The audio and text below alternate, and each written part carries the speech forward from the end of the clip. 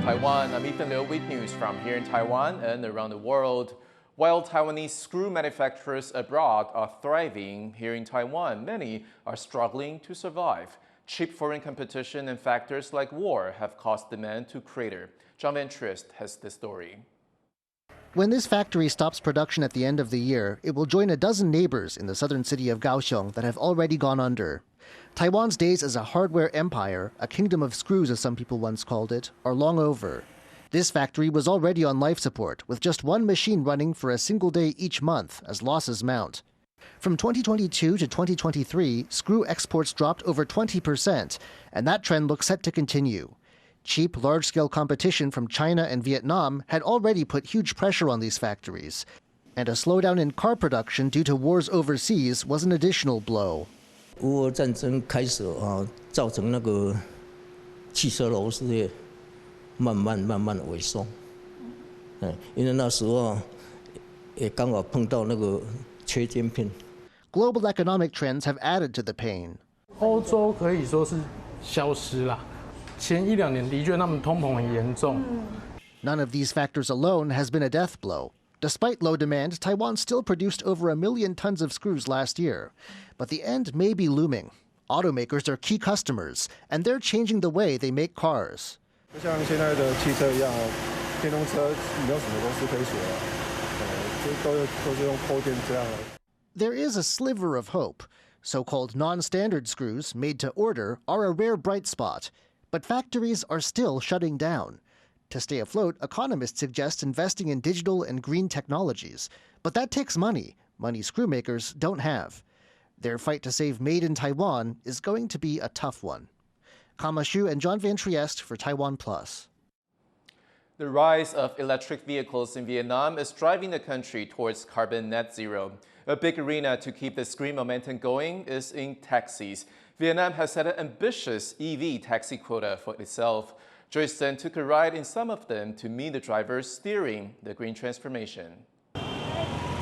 Vietnam's busy streets with its honking cars and motorcycles are in transition away from petrol cars towards electric vehicles or EVs to cut down on pollution. Now, the government has been doubling down on this green goal, aiming for all new taxis to be electric from 2030 onwards, with the hopes that all cabs in the country will be EVs by 2050. Ahead of the game is this fleet of bright blue cabs from the country's first electric-only taxi firm, GSM, owned by the same group behind VinFast, Vietnam's EV giant. All of GSM's cabs are VinFast cars, the company that first made global headlines when its stock skyrocketed after being listed in New York's NASDAQ. They've since plunged, and VinFast has been relying on subsidiaries, with 70% of its deliveries going to GSM.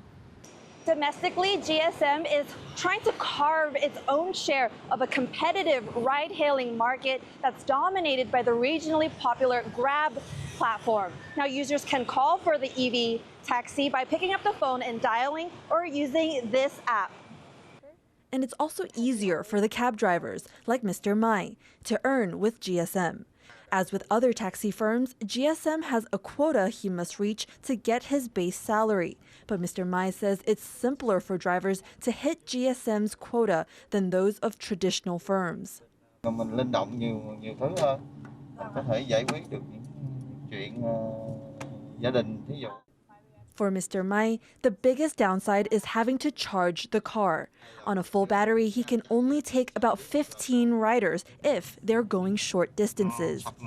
He says normally in a day, he'll need to charge his car twice for 40 minutes each. But because charging ports are still relatively rare in Ho Chi Minh City, sometimes with long lines of EV drivers waiting to charge, he says the wait time can get up to 2 or even 3 hours.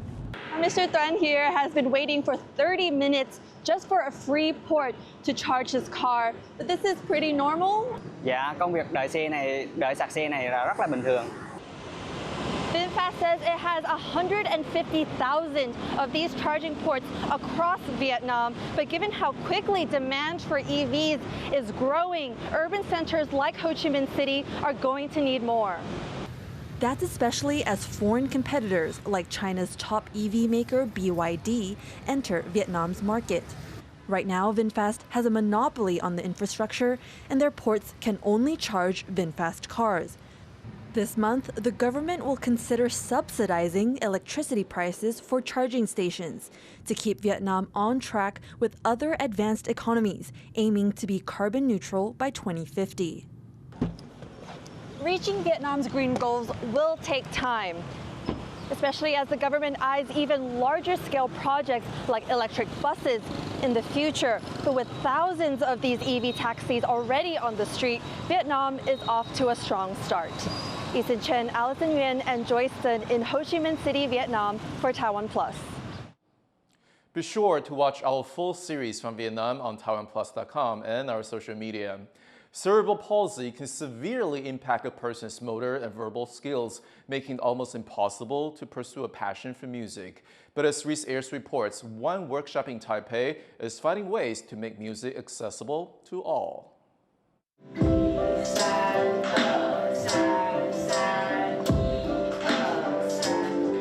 60-year-old Yuan Mei Fong has long had an interest in music. But due to being diagnosed with a form of cerebral palsy at 6 months old, her physical limitations made pursuing it a challenge. 我有兴趣，可是我的手没办法。我有去碰过吉他，可是这只手完全没办法。 But now she's had an opportunity to express her inner rhythm. Yuan, alongside her classmates, is learning to make music, despite the neurological disorders that affect their motor skills. The 12-week course in music production is a collaboration between the Taipei Music Center and Taiwan's Cerebral Palsy Association, offering students much more than a chance to create their own music. 就是音乐在我们的生活里面其实是垂手可得，然后我们跟音乐连接也很强，所以它会带给我们很大的安全感。 Facing different physical and vocal limitations, the students explore different ways to make their own unique sounds. 你可以把你的声音录下来，它可以成为你的乐器当中的一部分，它有的时候可以当节奏，对不对？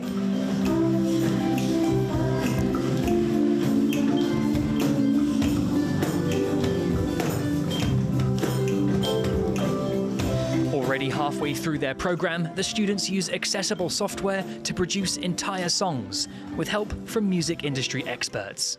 I've been trying to make them tap their feet a little bit, and try to feel the groove in the body, and try to feel it in your, just every part of your bones. I think that's the magic trick over there with music anyway, yeah.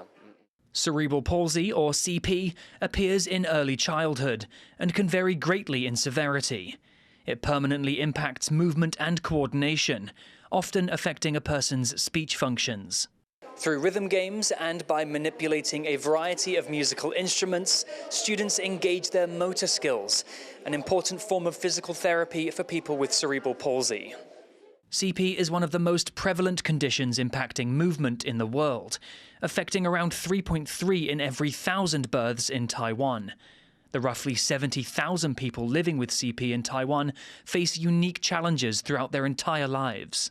那根据年纪的这个增长，它就有不同的挑战、不同的问题，还有不同的困难哈。像在学校里面求学，它需要有一些无障碍空间，那需要有一些课业上面的调整。But with support and opportunities like this music production course, people like Yuan Mei Fong can pursue passions that previously felt out of reach. 希望能够有机会能够为自己创作出一首歌。 Karma Xu and Reese Ayers in Taipei for TaiwanPlus. Thank you for watching today's What's Up Taiwan. You can visit the TaiwanPlus website and follow our social media for more stories from Taiwan and around the world. Finally, we leave you with these highlights from Egypt's International Air Show. I'm Ethan Liu. Take care, and I'll see you next time.